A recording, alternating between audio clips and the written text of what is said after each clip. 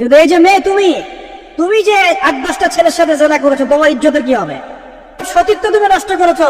তুমি তো বিয়ের পর কোনো ঘরে গেলে সে হবে। আর এটা যে এত ভয়াবহ নকশে বন্দি ফ্ল্যাটের ভিতরে তো ঢুকলে আর বোঝা যায় না ভিতরে কি হচ্ছে। একটা ইঞ্চি ইঞ্চি মাটি আল্লাহর কাছে সাক্ষী দিবে। এই তো যুবক যুবতী জেনা করেছে, আর বিবাহিত যুবক যুবতীরা এবং এই স্বামী সেদিন তো হাত দিয়ে দিবে। এই জমিনে এখানে দাঁড়িয়ে জেনা করেছে, ওইখানে দাঁড়িয়ে মদ খেয়েছে। ওই যুবক যুবতী আছো, এই লেকচার তোমরা যারা শুনছো, তোমাদের মধ্যে কেউ যদি জেনা, তোমাদের কাদের মধ্যে এখন 100 বেত্রাঘাতের শাস্তি ঝুলে আছে। বিধানগুলো যদি পৃথিবীর কোন দেশে হওয়ার সাথে সাথেই এই বিধান কার্যকর হবে, একটাই উপায় আছে। এই লেকচার কেন চলে গেছে? ওযু করে খালেস ভাবে রাতের শেষ রাতে জায়নামাজ বিছাবে, নিজের পাপের কথা স্মরণ করে চোখ দিয়ে দরদর করে পানি ফেলে দিবে, আল্লাহকে সিজদাও মাফ করে দাও। এই মাফ নেই, এটা সলিউশন না। জেনা করেছেন, আগে তওবা করে ফিরে আসতে হবে, তারপরে পুরো জীবন ইসলামিক লাইফ লিড করতে হবে।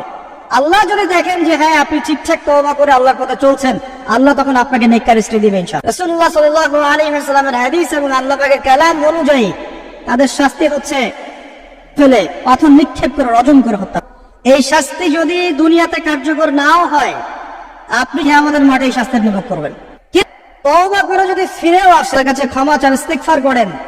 যারা একে অপরের সাথে বয়ফ্রেন্ড গার্লফ্রেন্ড কালচারে লিপ্ত আছে, মনে করে না আমরা হেঁটে গেল, বয়ফ্রেন্ড গার্লফ্রেন্ড এসে আমাদেরকে সালাম দেয়, হুজুর আমাদের জন্য একটু দোয়া করে। পার্কে পার্কে যাবেন, এই যে আপনাদের জিনা আর জানা, আমি একদিন সকালবেলা আল্লাহ পাক এদেরকে বানর এবং শুয়োর বানিয়ে দিবেন। আকৃতির বিকৃতি, এগুলো আযাব আসবে আল্লাহর কাছে, আল্লাহর পক্ষ থেকে।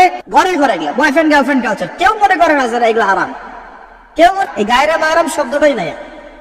কাজিন কাজিন চাচাতো বোন এরা জানা করছে, কি দেখা নিশ্চিন্তে থাকবেন কিভাবে? কখন যে আল্লাহর গজব চলে আসবে, তখন শুধু জালেমদের উপর খাস করে আসবে না, আলেমদেরকে যখন আল্লাহর গজব আসবে তবে আসবে না, সবার উপরে আসবে। কাজ করছি, নসিহত করছি, পার পেয়ে যাবে এমন ভাবার সুযোগই নাই। সৎ কাজের আদেশ করো, ওয়ালা তানহাউনা করো, আওলা ইউশিকান্না মিন, অন্যথায় আমি আশঙ্কা করি তোমাদের উপর আল্লাহর পক্ষ থেকে বিশাল গজব আসবে। তোমাদের দোয়া কবুল করা হবে না।